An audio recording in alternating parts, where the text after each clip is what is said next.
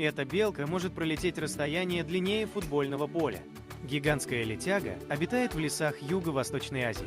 Между передними и задними лапами у нее есть широкая кожная перепонка, которая позволяет планировать с дерева на расстояние до 100 метров. Летяга не машет лапами, как птица, а просто ловит воздушные потоки. Она ведет ночной образ жизни и питается листьями, плодами, семенами и корой деревьев.